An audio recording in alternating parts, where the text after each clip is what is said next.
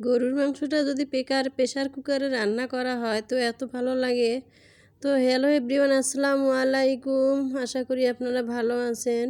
সব কিছু মেখে নিয়েছি। এখন আমি সব কিছু মেখে নিয়ে গরম তেল করেছি প্রেসার কুকারে। গরম হিট তেলের মধ্যে আবার এই মাখানো গরুর মাংসটা, এখানে আদা রসুন সব কিছু মেখে রেখেছিলাম 10 মিনিট। সব কিছু রেখে এখন আমি গরম তেলে দিয়ে দিলাম আর প্রেসার কুকারে মাংসটা দিয়ে ভালো করে কষিয়ে নিতেছি। এভাবে কষাইলে হয় কি যে মাংসটা মানে মশলাটা যে ভিজে গেছে একটু নরম নরম হচ্ছে, এটা আদা রসুনটা ভালো করে কষিয়ে নিব। দেখেন একদম মানে তেল উপরে ভেসে উঠবে, তারপরে সেনে কষানো হবে।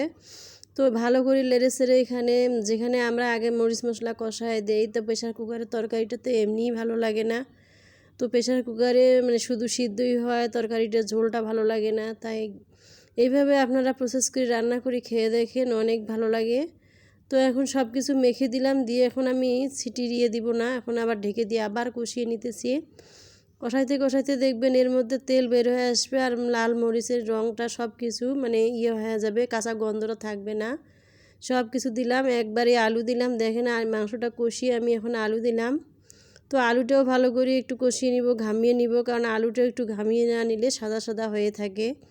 ভালো করে গরমের মধ্যে আলুটা একটু কষিয়ে নিতেছি ভালো করে নিয়ে, তারপরে লেড়ে সেড়ে এখন দেখেন হয়ে গেছে কষান। এভাবেই রান্না করলে আবার লবণ কম হয়েছে, তাই আমি লবণ একটু দিলাম। তো এইভাবে যদি আপনারা রান্না করেন অনেক ভালো লাগবে। আপনারা একদিন আমার মতো করে খেয়ে দেখেন রান্না করি। তো এখন তেলও একটু বেশি করে দিলাম, প্রথমে তেল দিয়ে মেখে রেখেছিলাম। তো এখন আবার কড়াইয়ের মধ্যে প্রেসারেও তেল দিয়েছি একটু, তো একটু কম হবে তাই আবার দিলাম। ভালো করে এইভাবে কষিয়ে নিব।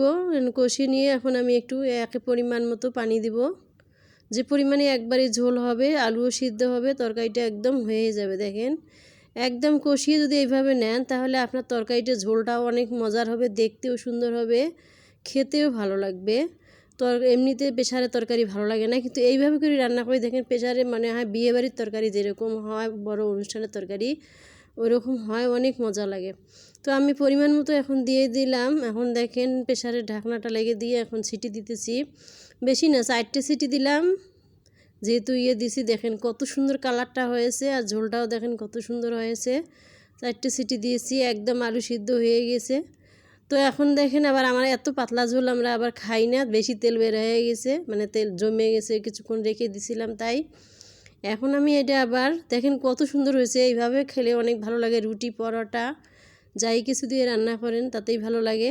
আমি আবার ঝোলটা বেশি হয়ে গেছে দেখি আমি আবার এখানে কড়াইতে রান্না করতে মানে ওটা ঢেলে নিলাম, নিয়ে কড়াইয়ের মধ্যে ভালো করি আবার সব আলু টালু দেখেন আলুর টুকরো কত বড় দিয়েছি, তাও আলু সিদ্ধ হয়ে গিয়েছে।